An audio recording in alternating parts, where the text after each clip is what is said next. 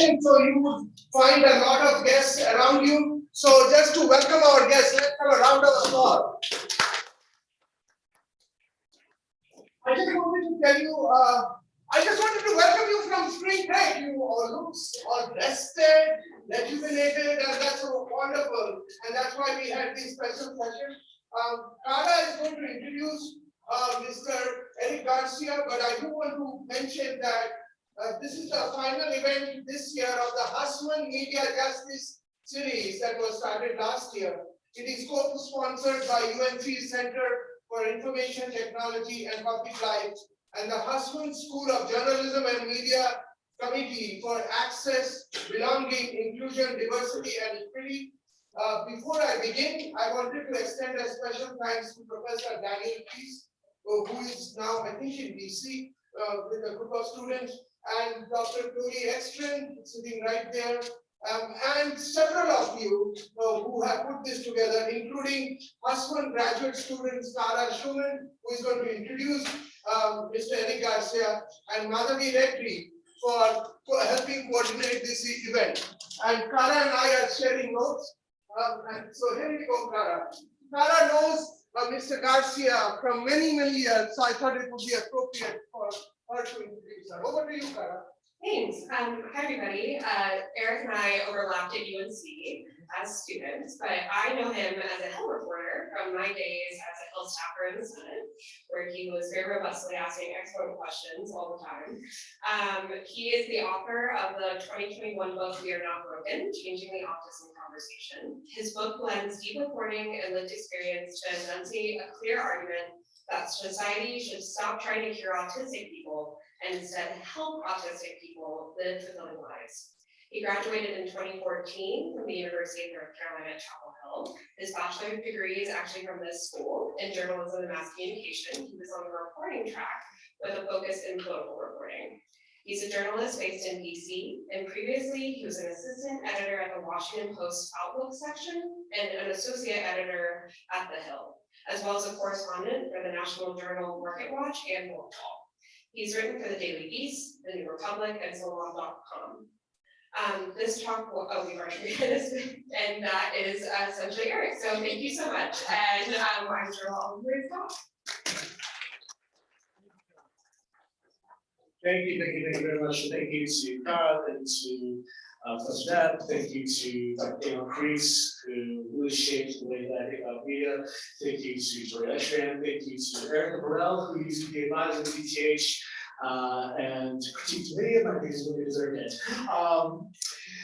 It is surreal to be back here. I used to come to events like this when I was a student, when I was your age, and when Carol, Paul, and this group looked very, very different. I want to start by acknowledging that we are in the middle of two mass disabling events. We are in the midst of a pandemic that some studies show will disable half the people who contract COVID-19. With brain fog, jitters, and with effects such as nervous system.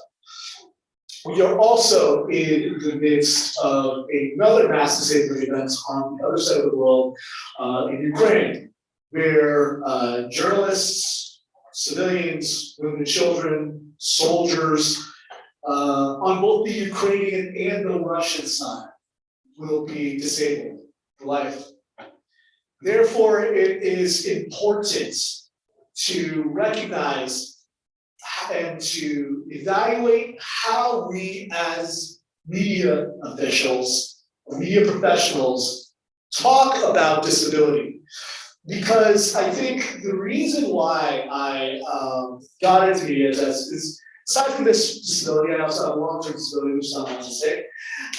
This one came, the other guy's not around anymore. I'm just kidding. I fell on a shit on my step and drove on the snow. So, how many of you, I'm just gonna start with a question, okay? How many of you see those stories about, or it's always on America's Got Talent, where a disabled person immediately gets the 5 stars, or whatever the hell, and how many of you see those stories about the prom queen who asks out the kid with Down syndrome, Show of hands, like how many of you see it?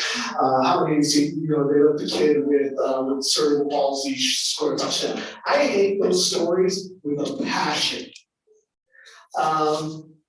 Similarly, how many of you see those stories about the mother or the father who's so overwhelmed by their autistic child that they just had to murder them? How many of you see those stories? And how many of you see that the mother, she was such a loving mother, or the husband was such a loving husband before he murdered his wife? How many of you see those? How many of you see those kinds of stories in the media? Show hands. Okay.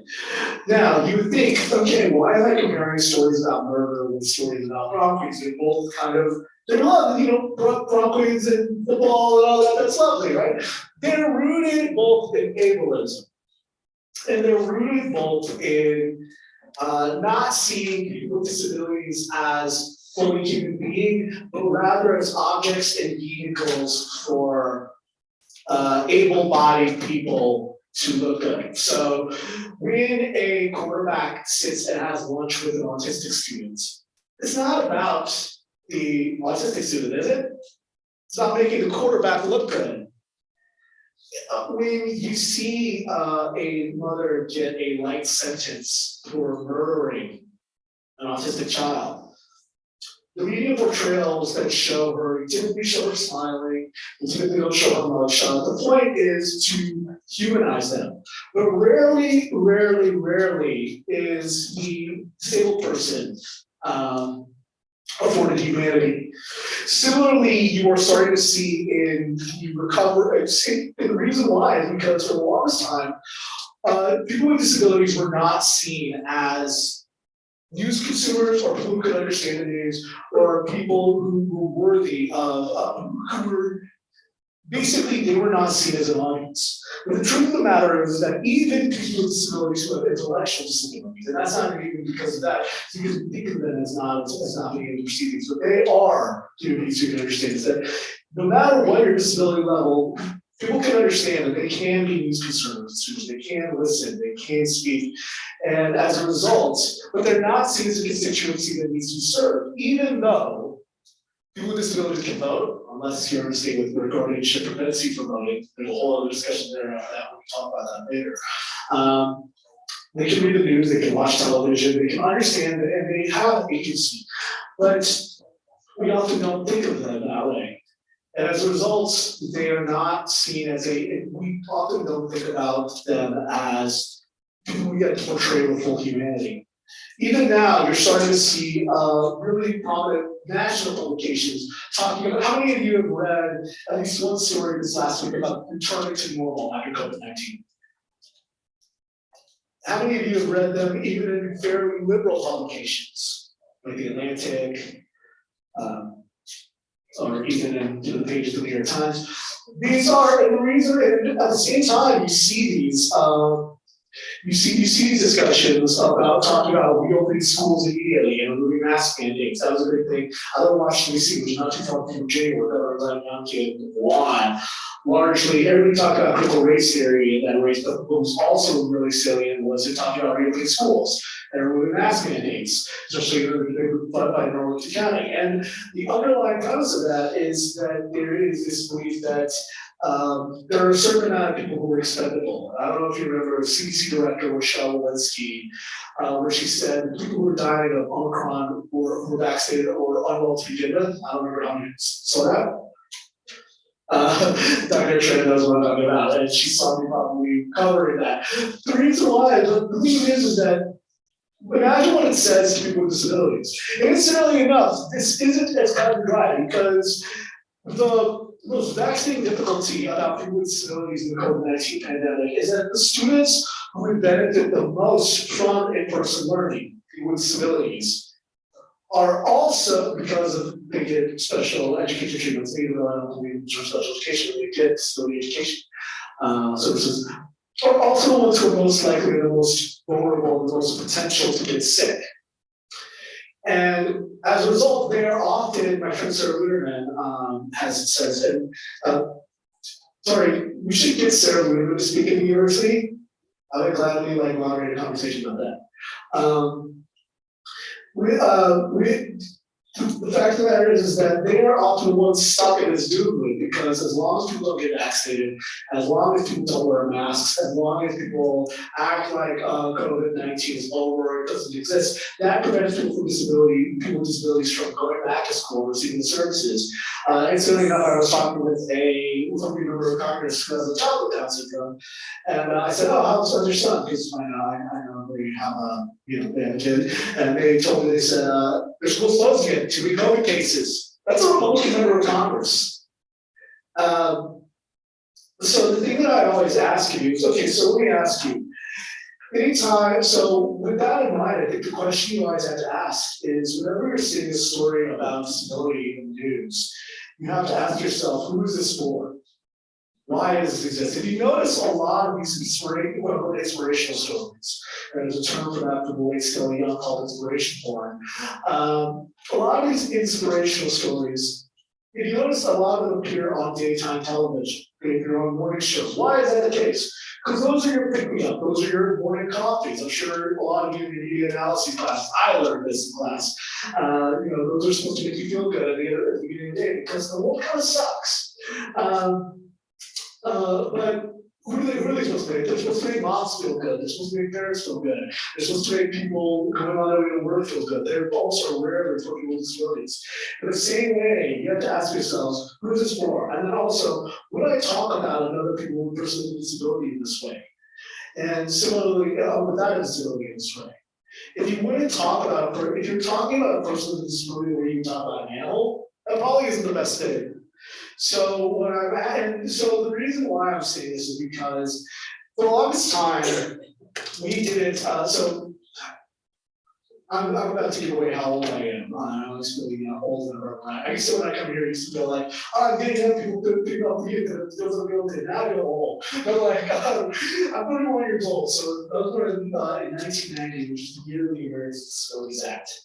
Was passed, and similarly, it was also the year the Individuals with Disability Education Act was passed. And in the same way, what happened was those laws essentially, while they were not perfect, they enshrined in law. They said that the United States government was going to protect them. Similar to the other thing that was happening was the Individuals with Disabilities Education Act required that students with disabilities, the federal government report how many students they were serving. So as a result, even though these laws were not perfect, they were the beginning. And now that first generation of students who benefited from the ADA, the group that everybody colloquially calls the ADA generation, is growing up. They're growing up, and now they're news consumers. And now, because they benefited, even if it was not fully fulfilled, even if the promises were not fulfilled, they still had the first taste of disability justice. And now it's possible for them to push back on harmful narratives. It's possible. So a few months ago, I got into a fight with, how many people know about Kathy Griffin, the comedian? So I got into a fight with Kathy Griffin about, on social media, about, she said that I was too mean to Sia. How many people know about Sia's movie, music about autism?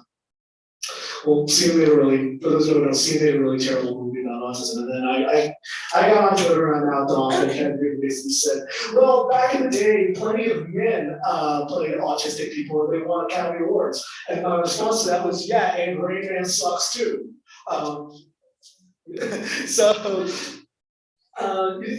the point being is that because a lot of disabled people were either institutionalized or they were dying or they weren't getting diagnosed, a lot of times they couldn't push back. Nowadays, you're starting to see that people with disabilities are growing up. That's why you're now starting to see people with disabilities pushing back. And one of the director of the CDC, Michelle Walensky, had to cover that event, had to apologize to disability rights activists, and I, as a disabled journalist, actually covered that event. Because you can no longer do that. 10, 15 years ago, the CDC director probably could have gotten away with that.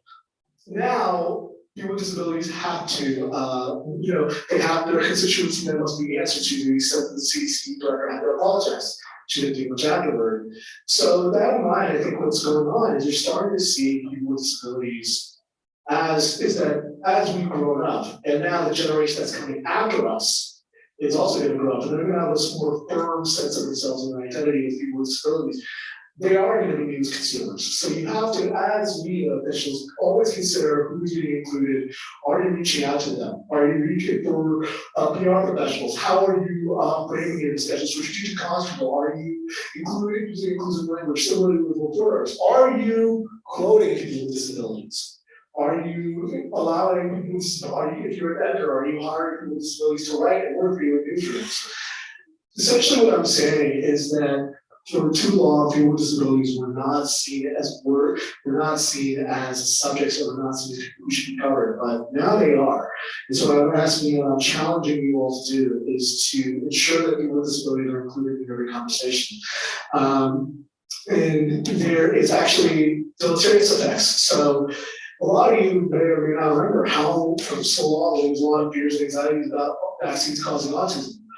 Well, we allowed those ideas to fester for the better part of 2 decades. And now, with the COVID-19 pandemic, you're seeing a lot of those people who spread fear and misinformation, including in Russia. There was a lot of trolls and Vladimir Putin's troll farm, or a lot of the misinformation peddlers were spreading misinformation. Now you're starting to see those chickens come home to roost, because now a lot of the people who are the biggest and most vocal anti-vaccine activists for COVID-19 cut their teeth with autism. So that amount what I'm saying to you is all of you have a role in framing how disability is discussed. So that amount, I just want to thank you all, and I'll take questions.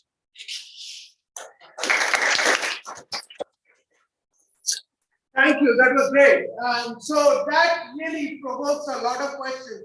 So I have these little microphones here. So I wanted to just invite 2 people to ask a question and put them in the spot. Miss Erica Perel, who worked with Eric, I thought it would be great if you could ask, and then you could ask Dr. Tori Esther to ask a question. If you don't want to ask a question, pass it to somebody who would like to ask. Like to ask a question, that's fine too.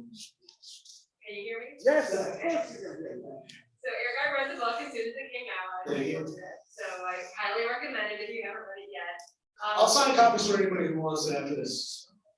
And I would like to just ask you a little bit about the process of trying to write a book while also holding down a full-time job, while also dealing with everything that the world is, that you've been dealing with in the world in the last few years. Tell us a little bit about that. I'll let you know how the way to do it is to develop an addiction, get sober, and then start all over again. In all seriousness, the way that I did it was that I think that let's start from the beginning.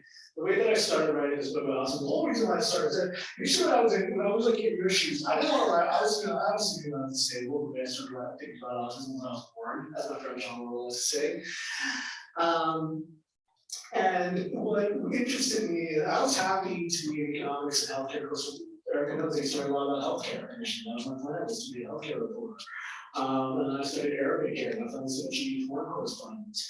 I initially wanted to, but what happened was in 2015, how many of you remember in 2015, beginning of 2015, there was a measles outbreak at Disneyland? A lot of parents wanted to vaccinate their damn kids because they were afraid of the autism, and then incidentally enough, I don't know how many of you remember back when I was a National Journal at the time, and because I was in what happened is at the same time, Donald Trump started running for president, and I don't know if you remember the second debate, he was asked about his old tweets about vaccines causing autism, and Trump said, "Autism has become an epidemic.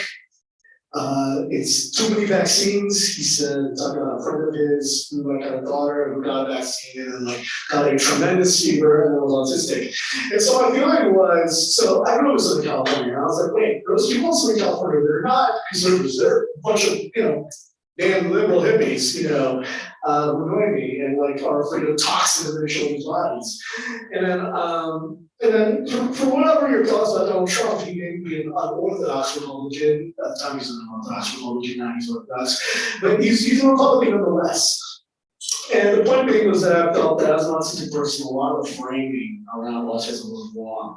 And I felt that a lot of the focus that whenever you discussed autism in public politics and policy, the discussions began and ended with vaccine. This is very much something that's happening on the left and right. Those become much more right wing over recent years. But so my feeling was this doesn't help autistic people. Focusing and the underlying premise about this is that if you're afraid about vaccines causing autism, you're mostly afraid of autism. And instead of being afraid of autism, we should tell autistic people live multiple lives. Now it's beginning of an international journal. That's the book. The next thing that I did was basically I did my weekends and I have vacations. I took vacations, I took weekends where I would go to West Virginia or I would go to Pittsburgh, Pennsylvania, or I would go to the Bay Area of California. And it was interesting, when I was in the Bay Area of California, that was just before the world kind of all went to hell.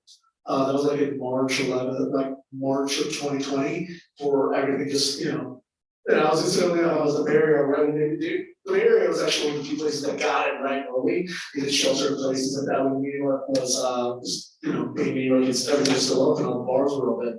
So it was interesting doing that at the time. And I think what happened, what also kind of motivated me was you saw this kind of blatant disregard for disabled life in the beginning of the pandemic.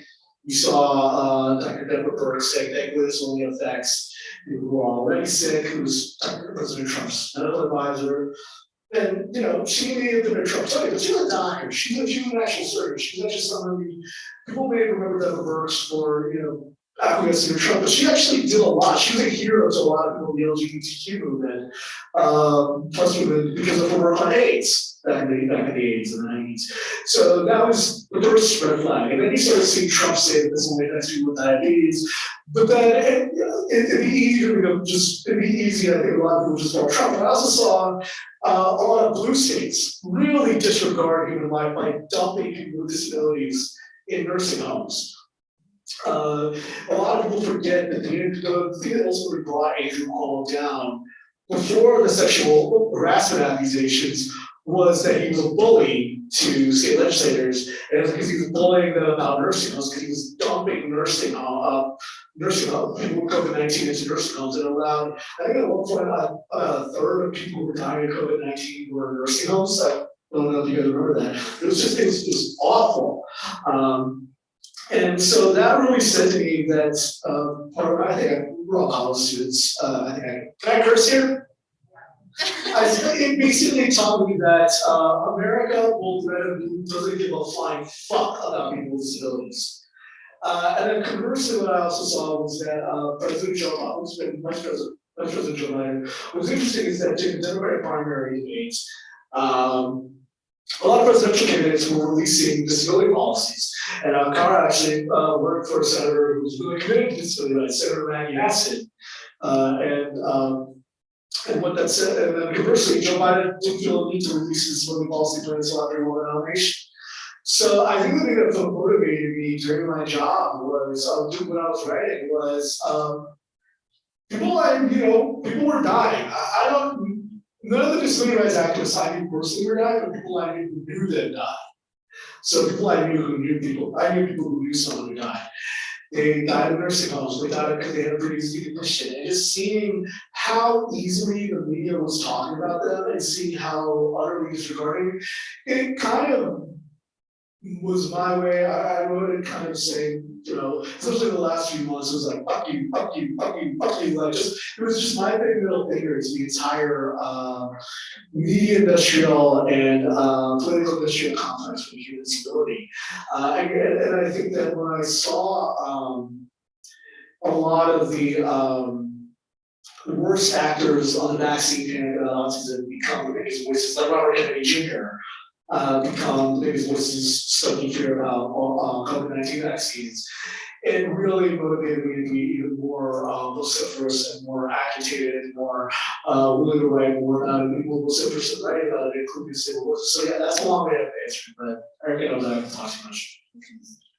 So, Dr. Excellent. That was a great answer. Thank you. Did that make sense to everybody? Yeah.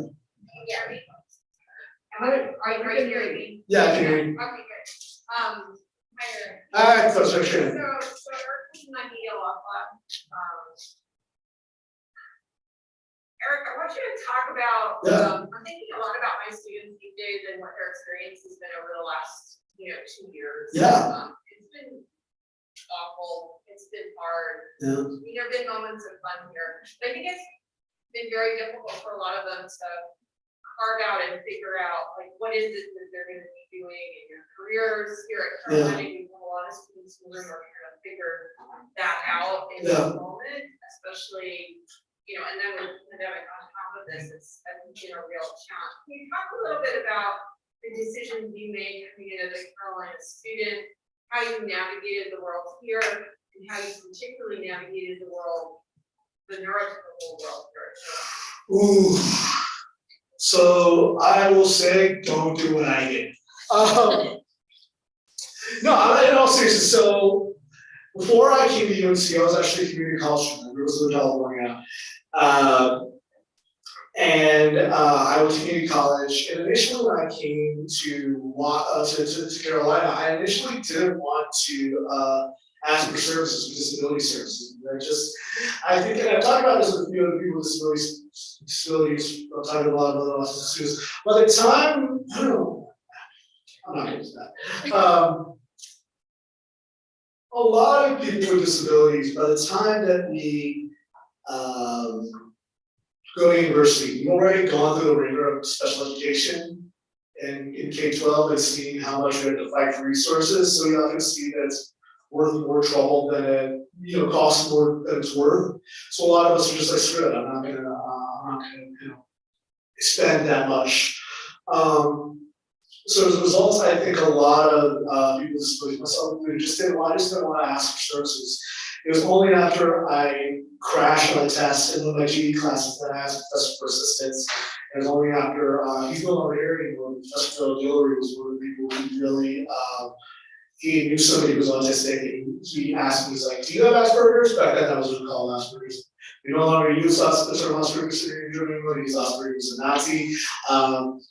Look it up. No, look it up. Look at when you get home, like Google Asperger's syndrome and Nazis. It's really disturbing. I think that what I learned was that I needed to ask for services. That doesn't mean that now. I think a lot of people with disabilities, they worry, or a lot of able-bodied people think that when people with disabilities are getting asked for services or accommodations, asked for special treatment. I work my ass off just as much as anybody else. Erica can attest this. I spent a lot of late nights with ETH. I don't think I ever asked for any special treatment. The only special treatment was I used to work in the back room because it was sensory processing. I couldn't hear chattering away on typeboards, on keyboards. But what I think I learned was that those services are there for you. It's important that you should ask for them. And more importantly, what it does is that asking for services, they also are cascading effect because then it reduces stigma of receiving services. And that helps other people with disabilities. So yeah, I think that's kind of. But when it comes to work, like, okay, how many of you are seniors, or how many of you are okay, how many of you have internships or jobs lined up already? Okay, how many of you seniors, the only ones who are seniors, don't have jobs lined up? How many of you? Those of you who are seniors, how many of you don't have jobs lined up? How many of you are freaking the hell out right now? So what I want to say is, don't worry. I didn't have anything lined up. I thought I had this shit lined up. I thought I had it in the bag. I didn't. I went home and I framed this work and I got a job. Actually, he's only here for the first round. He was a something dean here for a long time. I could do my first job. So what I'm saying is, don't worry. It'll happen. But actually, I didn't disclose about being disabled when I got my first job, and I have an experience about whether you should disclose if you're disabled or not, because there's benefits and drawbacks, and you can ask about that later. But I think that I definitely had a lot of difficulty with asking for accommodations early in my career. Just like I did, I should have learned my lesson when I was in college, but I didn't. Because I need to fall down 1,000 times before I learn my lesson because I'm so stubborn. I think that what I've learned is that now, I mean, there's no way I can kind of get around it. Like, I've read the whole damn book about this, so I need to ask for accommodations and services. So that's what I'm saying. It's like, don't worry, you'll be fine. just ask for services if you need them. Okay, thank you. Now, anybody else can ask the question. I thought of asking two key people because I knew they would have very deep questions, but I know you have deeper questions. So you have anybody raise their hand? Go ahead, ask the question. You should have a blue box on your, if you have a blue box, you get first priority. Go ahead. Somebody on this table ask the question. Anybody have questions? Can you just kind of talk about that movie that Sia made? Just kind of like, I like just Google your Twitter conversation. Oh, God. Oh, God. Watch the movie, what, like, would you point out and say, like, this is what was wrong with it? What went right about that movie? Is the more important question. So, okay, so let's clear up about why I was pissed off about that. And why a lot of autistic people were pissed off about that. For one, Sia didn't cast an autistic person to play an autistic character. And that might have been acceptable. Like, so how many people know about the movie Rain Man? That's not the Tom Cruise. Okay. I did a whole podcast about why it sucks if you guys want to listen. Yeah. But like I'm also kind of generous to it. But like that was weird and okay in the 1980s. It's not okay now. And basically what happened is not only did it come out, but it was also, but then on top of that, when autistic people called her out on Twitter for that, she said, well, I tried to cast a neuroatypical actress, but she was too much for her. As if that should have said, maybe you should have changed the movie and maybe changed the setting and maybe it was more autism friendly. And on top of that, it was just a really kind of condescending depiction of autistic people.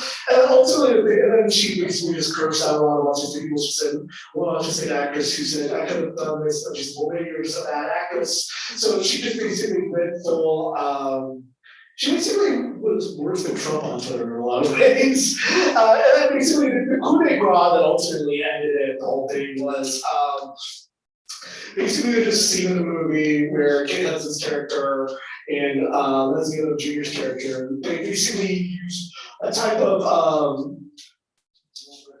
corrective behavior, I think that's the fair way to say it, or isn't it? Called restraint, which has actually killed some autistic people, has killed people with disabilities. And that was kind of the final moment. Up until they should have nominated for the Golden Globe, it started to get some positive reviews, but then what happened is that ultimately just, she deleted her Twitter account for a little bit. She just, she apologized for it. She said, I'll get rid of that scene in the movies, even though I watched it a few months ago and we still need to see. But okay, that's other thing. So that basically, like what I was saying, what I think the problem was that, and this goes back to my point about media framing, is that for the longest time, ultimately the reason why I hate that movie so much is because music, the titular character in the movie, is particularly Maggie Ziegler. And I don't fault Maggie Ziegler at all. She was a kid when that movie was made. She was screened by her, Sia and everybody else screwed her. But on top of that, I think the thing that I didn't like was that basically the movie's not about her. She's barely in the movie at all except this weird dance number. She doesn't have any kind of inner life or inner working or inner or any kind of growth. And then in the end of the movie, the one time we're supposed to sympathize with her is when she sings with her mouth and not like using a communication device. So I think the main problem was that this goes to my general view that. So I'm going to answer your question, but I'm also going to move to a larger thing. I think the reason why it was a big pushback was because I don't think Hollywood as the entertainment industry really has moved on from Rain Man. Because they got an Academy Award for it, and they haven't moved on. There's a long history. How many people have heard the term cripping up? Where, I know what it is. That's basically when able actors portray people with disabilities, and oftentimes that's the easiest way to get an Academy Award. Tom Hanks is a perfect example of Forrest Gump. Where's some other actors? Just yelling out like who? Yeah, Leonardo DiCaprio. Let's see if you go to Grave, or what's some other ones? Sean Penn, I Am Sam. Some other ones. Dustin Hoffman, obviously, in Rain Man. But Bryan Cranston in that one really terrible movie with Kevin Hart. The point being is that Hollywood never has really gotten around to seeing people with disabilities as whole people. They still see them as vehicles for able-bodied people and able-minded people to kind of progress. And it's the charity and the love that they show that ultimately makes them, or they seem really screwed up by how terrible they treat this person with a disability, but they never actually have their workings. How many people saw Peter Dinklage get really mad about making this new Star movie? Well, people know about Peter Dinklage, right? Game of Thrones, all that, he got mad because he said that this is basically, it sets back people with disabilities. And he said, it's, the year of our Lord 2022, and you're still doing fucking Snow White, come on. So the point being is that I think the reason why I hated that movie was that A, we've gone so far past, needing to do a movie like that, and B, it goes to the show point that the entertainment industry still doesn't get it when it comes to people with disabilities, and particularly when it comes to autism. So that was the real reason I got into it. Not just to get into a fight with Kathy Baker, which is a hell of a lot of fun, but just also because I really wanted to make fun about Hollywood. Thank you. Who wants to ask a question next? Well, what's your name? My name is David, What year are you? but I'm a junior, Okay, cool. and I'm like a pre-med student in biology, but trying to get a minor in journalism. Cool. And I'm really into this show called The Good Doctor. I'm sure you probably Okay, yeah. But I was wondering what's your opinion about it, because I have a younger brother who has autism as well.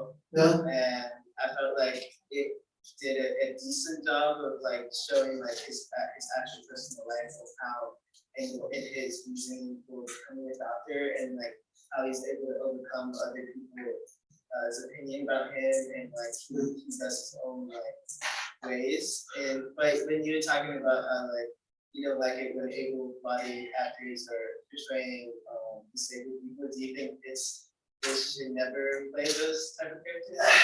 I don't want to my whole feeling is I don't want to preclude non-disabled actors from writing about people with disabilities. I think my issue with it, so when I was writing the book, I tried to confirm if they had any autistic consultants, and it doesn't look like they have any autistic consultants on the show. Even if you don't, I would ideally like to see autistic actors cast, because there's a lot of autistic actors who don't get that exposure or don't get those opportunities. But more than that, I think my issue, and I want to see clips of that, I haven't seen the whole show, but my general problem with that is that, the clips I've seen, it's fine. It's not the thing that I'm going to get the most upset about. I think, and they at least try, and from what I understand, they actually have some other disabled, not autistic consultants, but they have some other people with disabilities consulting with it, so it's not the worst. But I know that sounds like a backhanded compliment or something, but it's not, compared to other things, it's not it's not like Sia. It's not atypical. It's being started atypical. But I think what I would like to see more is that I think the problem was that I had to confirm it was an autistic consultant. I couldn't get any actual confirmation on that when I was writing the book. I would like to see more. I would at least like to see, even if you can't, ideally like to see autistic castings. I would like to really see autistic people in the creative process of building characters and building story arcs. Otherwise, what happens, and I'm not faulting, what's his name, who's the actor who plays him? Freddie Highmore or something like that. Yeah, Freddie Highmore. I don't want to fault, but I think that my concern is that if he's not actually, if it's not really an actual autistic experience, then by the time when you assume a character, then you're able to get into their world and kind of riff and freestyle and improvise. It kind of, the foundation is still shaky and shoddy. So I think that's my concern. But it's not the worst thing. I just wish that there had been more autistic input into it. But hey, Mr. Future Dr. Oliver Sacks right here, man. Hey, you know who Dr. Oliver Sacks is, right? You should read his profile of Stephen Wiltshire, which is a profile of a Black autistic person in the New Yorker. You should read it if you want to talk afterward, right? Yeah. Other questions? What do you think is the most efficient way to deconstruct ableist rhetoric in media? And also, what are some positive examples of representation of autism in media that you have? Oh, good question. I think that there are some fantastic. So let's do the second question is easier than I'll do the second. I'll do the first one. Okay. How many people saw the Disney Pixar short Loop? Did you see it? Yeah. Yeah, it's great, isn't it? It's awesome. Because Erica Milsong actually interviewed Erica Milsong and wrote the book. She actually consulted with the Autistic Self-Advocacy Networks. She consulted with autistic people. Madison Bandy, who's the voice actress who plays the autistic character Renee, is actually an autistic girl of color, and they recorded it in her home to make her the most comfortable. Like, that is actually a fantastic portrayal of autism that I really enjoy. I've seen clips of it, I haven't seen the actual show, but I think it's gonna be okay. From what I understand, it's fantastic. But again, I think the reason why is that like it was on Hulu and Freeform, it wasn't on Netflix, whereas Atypical was on Netflix. So I think that's an example of a lot of times shows created by autistic people are allowed to work on the vine. They don't get the kind of promo that Atypical does, or the Good Doctors, or any of those shows do. But I think that's a fantastic portrayal. I think you're seeing a lot of autistic celebrities come. Actually, how many people know about Hannah Gadsby? The comedian. She's autistic. She was an op-ed of the Guardian. You guys should read it, actually. She talked about how she's a queer autistic woman. She's fantastic. Her second special, Douglas, talks about her being autistic. It is one of the funniest fucking things I've seen in my life. And it's just extremely well conducted, well constructed, and you can tell it's done from the community. There's also a show called Special that's fantastic. That has a lot of great autistic representation. So that's excellent. So to the question about deconstructing media narratives, one of the things that I actually challenged myself to do a few years ago, back in 2019, is that like when I was writing my book. It's funny what researching something can do because it makes you rethink the language. Incidentally enough, I said to myself, well, like, I wrote the word dumb in like one of my sentences. And what was interesting is that I thought to myself, wait, I wouldn't be okay with using the R word. And so I was just like, okay, well, I'm not going to use the word dumb anymore. And then what I thought to myself was, I was just like, then when I remember I called somebody an idiot one time, I didn't even know, probably somebody running for the Democratic 2020 nomination back in 2020. But then like I realized, I remember I was reading old text about the word idiot and how that was a eugenicist term. And I said, well, I'm not going to use the word idiot anymore. Then I realized I was like, okay, I'm not going to try. And I found myself slowly but surely taking out things like imbecile, because that was a term that was used to sterilize people. Bumpy Bell. How many people know about Bumpy Bell? Basically, the Supreme Court's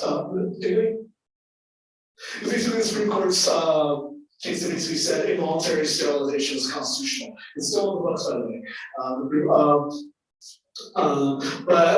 That was one of those terms. I was like, so how many people know about the forceful sterilization that happened here in North Carolina?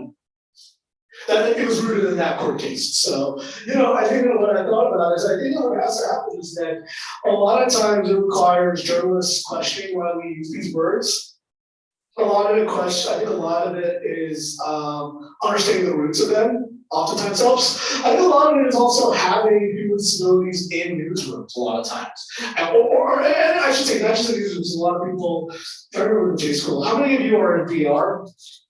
Or want to do the PR track? How many of you want to do comms or advertising? Yeah, how many of you actually want to be reporters? So yeah, so a lot of them, even also you guys have an obligation to deconstruct and have people with disabilities in your messaging. So I don't want to exclude, I'm a journalist, I don't want to include all of you. But you have an obligation to listen to the input, just like how it would be daft for me not to want input from women and not about gender. It's really up this morning. I wrote these about Black women and Ketanji Brown Jackson. I made sure I interviewed every one of those proud of that. Every person I interviewed for that piece was a Black woman. I don't remember if it was a single man or a single white woman in that piece. In the same way, I think it would be considered uncouth to you. We should make it as uncouth to not speak to people with disabilities' voices. And then, just this morning, I was reading something that everyone shared, story in the Minneapolis Star Tribune, I think, about a mom of an autistic parent, and didn't quote a single person with a disability or a single autistic person. Now, why do you think that would be a problem? Anybody? You.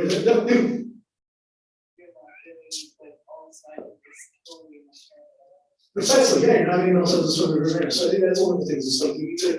It's just being willing to evaluate and saying, why do we say this? Why do we think this? So it takes a lot of work. It takes a lot of introspection, but also it takes on a personal level. It takes introspection on a company level. It takes more awareness of what's doing this. So does that help? Yeah. Okay. Cool. Other questions? Other questions? We have several people waiting to ask questions, including this group here. What? You can hear me. Are there any like blatant times you remember where you were treated differently throughout just like your journalism career? Oh, and never like actual blatant, but like I remember like I needed to have my Slack notifications on all the time when I was at a newsroom. Even when I was editing a piece, like sometimes it would be sensory overwhelming, like just have constant buzzing and constant.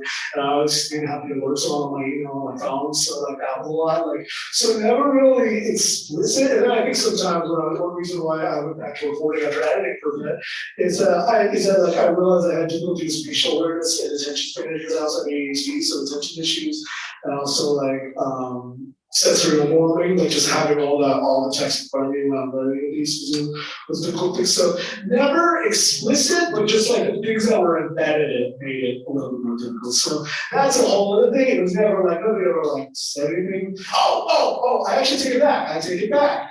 I do have a lot of dudes when I was working in a very, very big newsroom, where every Friday we would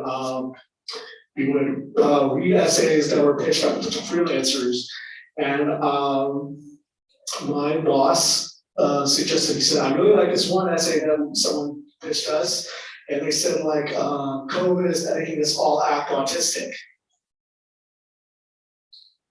Pretty fucked up, right?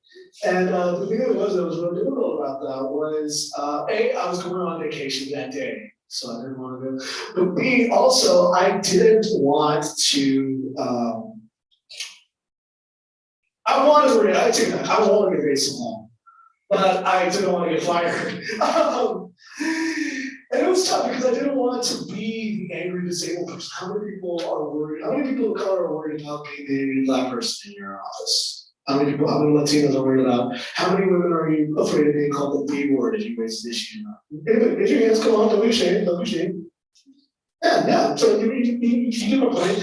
So like I just did it. So when I did it, was really enough. I did it, and I told one of my coworkers, not my boss, one of my coworkers, they said, look, I'll address it for you so that you don't have to. It's like you go on vacation, I'll address it.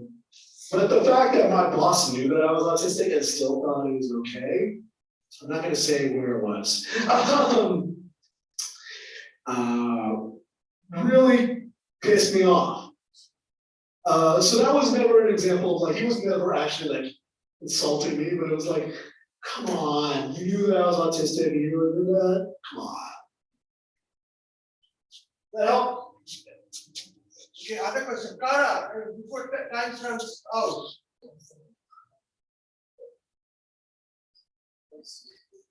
Oh, there we go. So in thinking through kind of your past reporting on the Hill, how did your personal experiences kind of help you better frame the questions you were asking?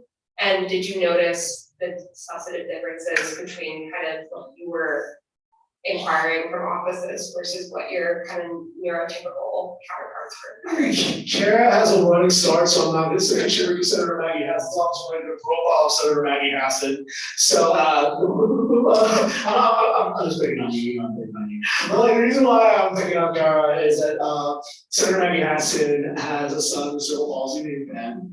I wrote a piece about how that informed her policy making when she was governor of New Hampshire. And as a senator, this is back when there was a lot of talk about repealing Obamacare. And that was incredibly important because there was a lot of talk about the Republican plan would have significantly block granted or made cuts to Medicaid. It would have just done Obamacare, would have done Medicaid as well.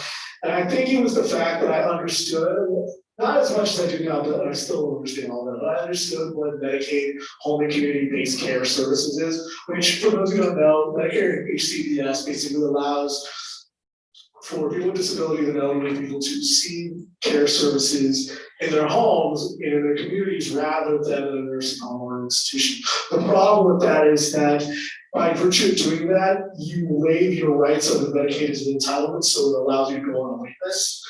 Karen knows this because she worked for Senator Hassan, and Dr. Garcia knows about this. So, but like, it was the fact that I knew enough about that that allowed me to frame that question in the right way. And I did the same thing, by the way, for Senator Kathy Morris Rogers, a Republican from Oregon, I believe, or Washington State, from the Pacific Northwest. And because she has a son with Down syndrome. And that was, it was because I had that little bit of knowledge and that understanding that I was going to. I knew a lot with Senator Bob Casey, who is the big advocate along with Senator Hassan on increasing funding for community care. Incidentally enough, that was also the reason why I was able to go to the press briefing. Actually, I'll also talk about one of my big regrets. As I said, that my mistakes also I think are as instructive. So around the time of the in 2017, when we were thinking about getting the law care, when we were working on getting the law care, I got a tip from one of my disability rights activist sources, and she said, Eric, you might want to go to McConnell's office tomorrow. And I was like, I didn't think it's going on. I was like, what's going to be going on? She says, just go. And I was like, at the time, I was working the morning shift where like I needed to do aggregation work, which sometimes you're going to do your first job. So like I couldn't go to the hill that time. But like had I told, and one of my biggest regrets was how many people remember all those people with disabilities protesting in front of Mitch McConnell's office? Doing voluntary repeats? Yeah. Yeah. So like that was the thing. I had that story, I could have done it, but because the people with the disability community wouldn't tell me what was going to happen, I wasn't able to. Had I done that, I would have told my bosses, we need to do this, we need to cover that. But I think that that made me, because like I remember some people talking about using the word, I think somebody might use the word wheelchair bound in one article or something like that. And I got it, also a lot of my disabled sources gave me, and I was like, don't look at me, like I didn't do that, but like, you know, obviously they texted me or they DM'd me. But like that was one of the, that was like one of my big airballs was I knew that story, I could have framed it in the right way, I could have done it better than anybody else, but because I had other things and because I couldn't bring my head or I don't think I had the gumption to do it or the courage to do it. I missed it. That was just, that's one of my big airballs, that's probably the biggest regret I have. Okay, other question, go ahead. Do you have a microphone near you? So earlier you mentioned the negative feeling towards the term special education. Could you elaborate on that? Oh, cool. Yeah.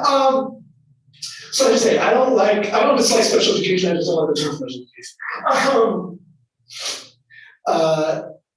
I don't like the term special education because I'm worried that it implies that people with disabilities are getting special treatment. When really what it is it's giving them the same equal playing field as non-disabled students. So I'm not a fan of the term special needs because I think also the other problem that I have, and I've logged in with that quickly, is that I think that special needs kind of sanitizes the disabled experience, because then the thing about disability is that it's oftentimes not the condition that disables someone. It's the world that disables them. I'm very much someone who's in social model of disability. So for example, like I wouldn't be able to speak right now and stand and talk if it wasn't this railing, and it wasn't this railing, it was just stairs on my head. So I think that when you use the term special needs, it almost kind of erases the very legitimate ways that the world disables people with disabilities, rather than, and it puts the needs on, oh, this person's special, this person's different, rather than this person has a disability, what do we do to fix it and make the world more accessible? I don't know, does that help? Cool. Okay, other questions? Somebody from that side, go ahead, you have a microphone right on your table.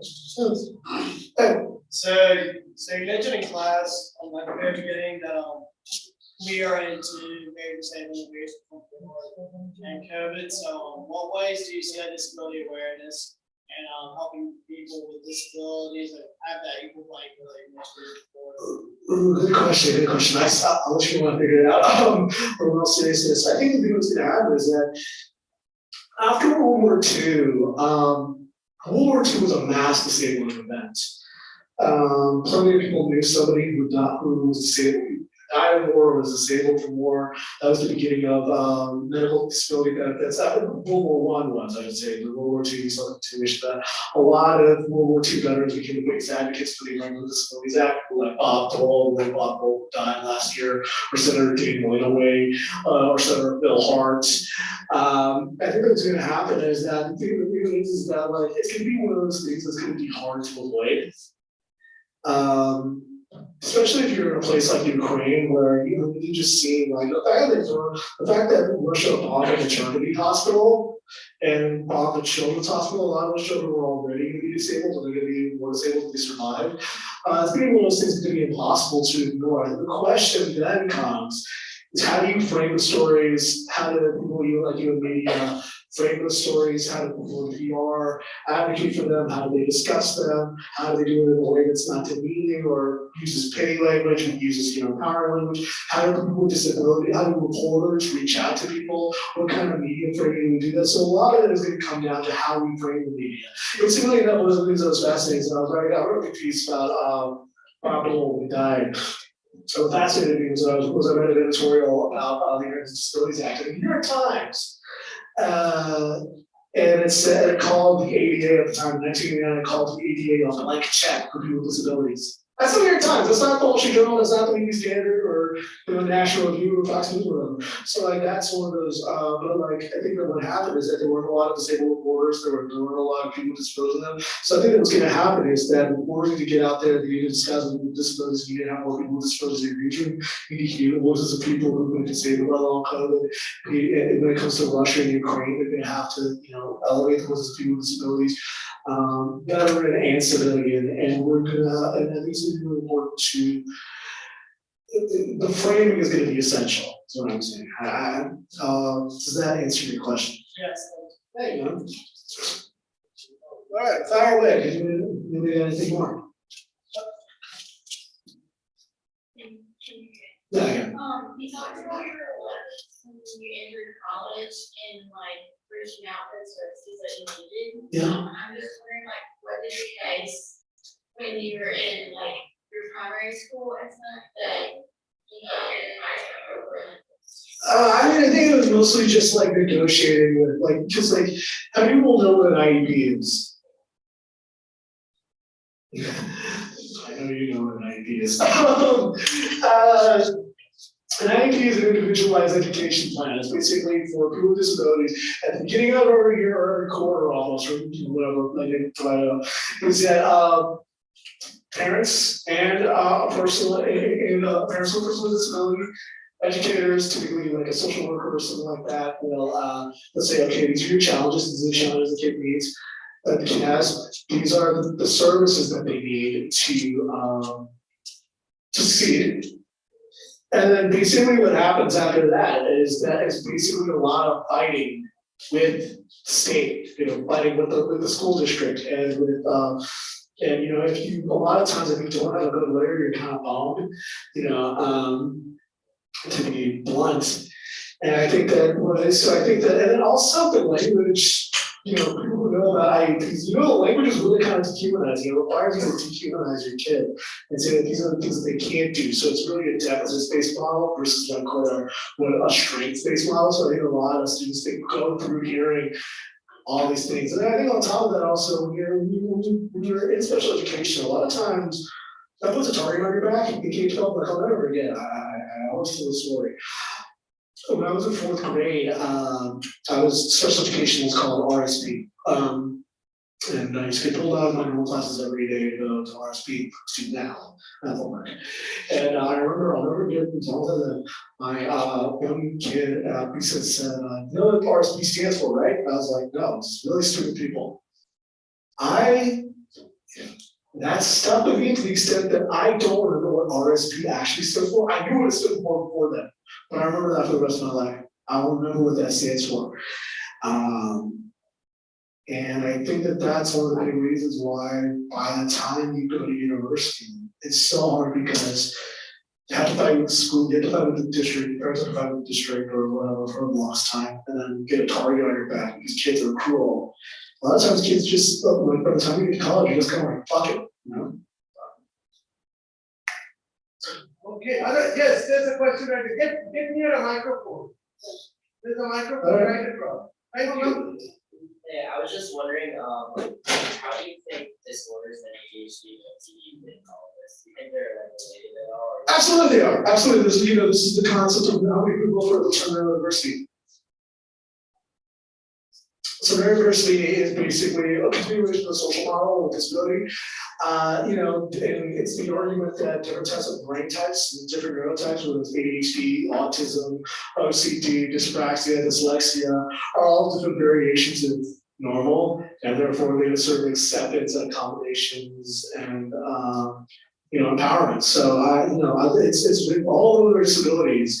And the term disability isn't a bad term, it's not a negative term, but rather when we recognize and we accept it for what it is, that allows us to accept people, that allows us to, adapt the role for them all. I'll never forget there's this one gentleman, his name is Kate Stassies. I think an abstract because this is a university, he's an autistic son. And he always says one thing that always sticks with me. A lot of people think that, let me just spell something right now. A lot of people think I'm anti-parent. I'm not anti-parent. Because I give some groups of parents that autism one grief. But he said that I wouldn't change my son for the world, so I'll change the world for my son. And I think that's the same thing, that's the same kind of approach I have for every person with disability. So it absolutely factors in. Hey, you've been having your hand up, so I want to talk with you. Yeah, talk to the boss. So I recently interviewed a mom whose son has Down syndrome. Yeah. So I wanted to obviously hear his voice, but it also, I guess, was a situation where I guess he didn't fully understand what I was doing. Yeah. So how do you navigate that kind of interview? Get his voice while also. Oh, good question. This is something I did a lot when I was writing the book because I interviewed a lot of non-speaking. I interviewed a few, not as many as I would like. I interviewed a few non-speaking months. And as a result, what I had to do was I had to say this. What I did a lot of times was I emailed. I think a lot of, how many people in J school you're told don't email questions beforehand? Like I think everybody in this class is told don't email questions beforehand. Sometimes that's the only way you can do interviews with people with disabilities because even if because A, some of them can't speak, so they have to use a keypad. But B, even a lot of them, it wouldn't be really fair for you to take the answer maybe in the day on the fly because a lot of times they might be involved with a sensory situation, they might be a little stimulated, or they may not fully understand the question. So I think the best thing sometimes is beforehand. That might be a way to do it so that they can prepare beforehand and almost have a script. Like even I script, scripting is like basically coming up with a script in the back of your head. A lot of people with disabilities have it, like autism, ADHD, OCD, things like that. People with Down syndrome as well. So I think that might be one way to do it. It's like preparing for the long time. Or like another thing to do is block out more time to interview a person with disability than do with a non-disabled person, because then that gives you more time so you're able to get their full answer. Or just send a follow-up questions. What do follow-up people with that? Cool. Okay, other question. Who else has the question? I know that group there. Go ahead. You both have microphones. Yeah. Who wants to ask a question? Right there in the corner. Quick, we are losing time. Yes, thank you. What is this book about? Oh. I can't believe I didn't talk about the book. So my book is essentially, so I wrote that piece in the National Journal arguing you should stop trying to cure autistic people and how people live fun lives. The next question was, what does that look like? So basically, and then also what I thought was, well, we have a lot of bad ideas about autism, a lot of misconceptions. That must mean we have a lot of bad policies for autistic people, right? And I'm a political journalist, so I decided to look at autism through a political reporter lens. I decided to travel the country. I went to West Virginia, I went to the Bay Area, California, I went to Pittsburgh, Pennsylvania, I went to Nashville, Tennessee, I went to an all autistic retreat in Michigan, just outside of Detroit. And I basically try to see what is it like to be autistic in America, and how do our bad ideas really do a lot of harm for autistic people, and more importantly, what would it look like if we, instead of focusing on trying to cure autistic people, decided to build a better world for autistic people. So that was really the book is broken up into chapters about gaps in diagnosis on race and gender. It's also focused on the lack of employment, housing, education. Poverty, so politics, so yeah, that's basically the rest of it. I believe the professor said that there's another group of people who wanted to ask a question.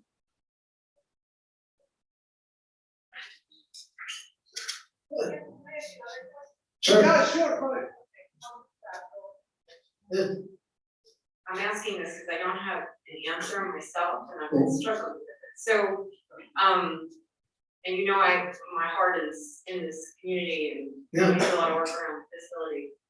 But I'm interested in this tension between talking about identity, sharing identity, making identity a big piece of how we think of ourselves today as Americans, and what it is that I teach and care about, which is obviously the First Amendment and free expression. Yeah. And the extent to which people feel or are indeed silenced by the discussion of identity. So I'm just curious how you react to that. You're gonna make me talk about the New York Times editorial, aren't you? I mean, we'll heard about that New York Times editorial. Okay, no, I'm not gonna talk about it. So that's an important question. And I think the thing of it is that a lot of people worry about being silenced when they express their opinion. But the truth of the matter is that a lot of times, a lot of these people who are afraid of being silenced were often the people who had the most power. And now a lot of times, when marginalized groups are allowed to push back or speak out, that is seen as cancel culture or political correctness. So let's talk about the Sia thing again. I'm just using that as an example. Sia and all of them might be complaining about cancel culture with autism. Well, 10 years ago, there wouldn't have been that pushback that was from the autistic community. The reason why they were so upset, and why she was so upset and all the movie was so upset and the cast was upset, was because a lot of these people otherwise wouldn't have spoken out and pushed back against them. So I'm all for allowing people to say whatever the hell they want to say. But, this is a young crowd. How many of you have heard the term, again, I know I'm Christian, how many of you have heard the term fuck around and find out? So a friend of mine tweeted that, free speech is the fucking around and finding out is cancel culture. I think that in the same way, a lot of times people think that a lot of the groups of power used to feel uninhibited to say things. This is why I hear a lot of comedians say, oh, you can't make jokes about anything anymore, which I don't buy. I think that Jesus and Mero are hilarious, and they don't complain about cancel culture. They said, let them make some jokes that we make today, but you grow, you mature, and you listen. Hank Gatsby is hilarious, but I think that a lot of times people complain about not being able to say whatever they want to say. Oftentimes don't realize who they were hurting with their language. Is South Park still a real big thing among young people, or is it not? Okay, but growing up, South Park was a big thing. And they used to joke a lot about, we make fun of everybody. Well, the problem with saying that we make fun of everybody is not everybody has the same amount of power, right? Donald Trump doesn't have the same amount of power as, a black person getting shot by the police. A white suburbanite worried about their child learning critical race theory doesn't have the same amount of power as a person dying in a nursing home because of lack of care. So I think a lot of times concern about saying we make fun of everybody is kind of a shoddy excuse. So I think a lot of times the fear about cancel culture, I don't want to inhibit people from having real legitimate discussions and just having provocative ideas. But I also think that people that you also should, if you're gonna say something really provocative, it's gonna provoke people. That's literally what provocative means. So yeah. I don't know. I'm gonna get canceled for that, aren't I? All right, anybody else? Come on, you guys are a good crowd. You guys have been asking good questions.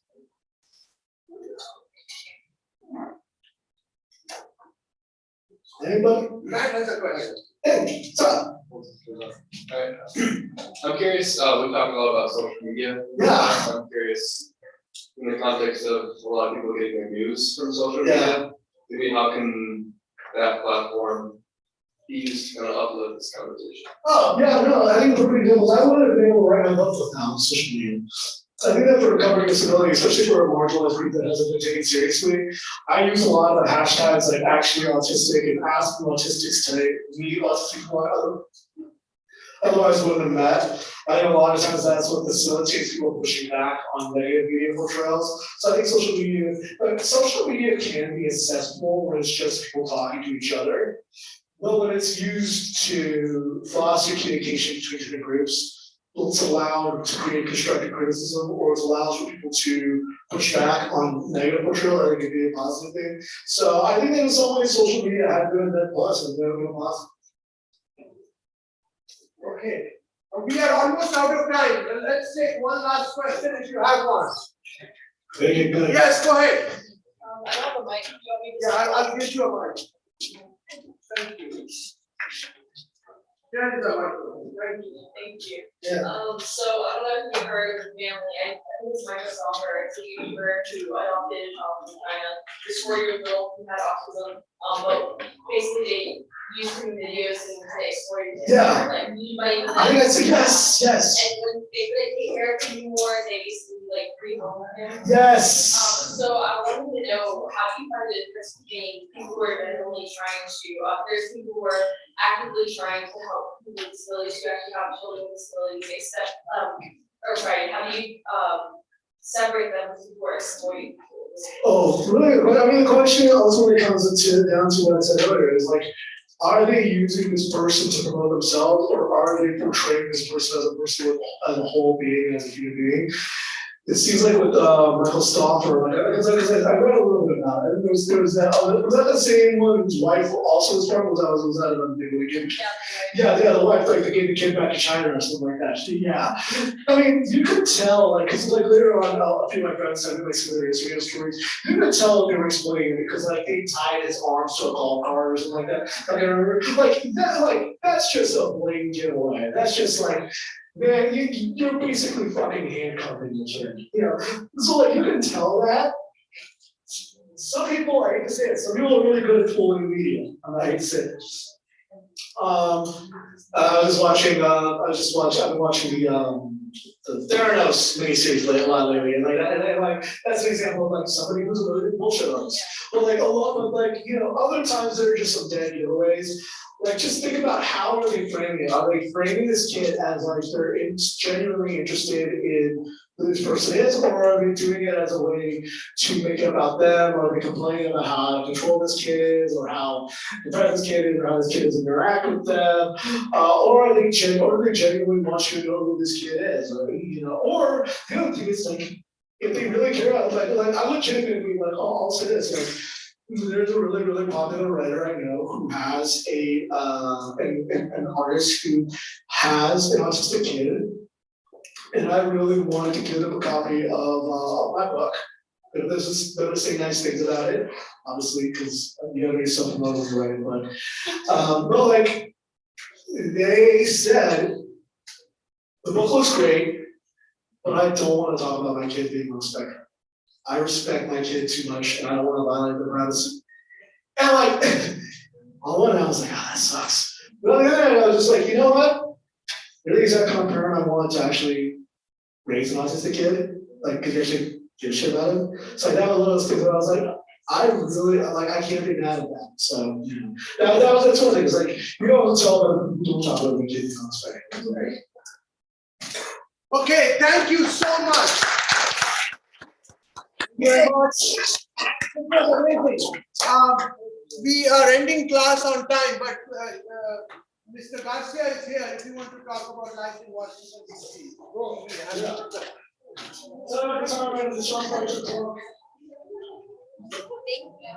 Thank you.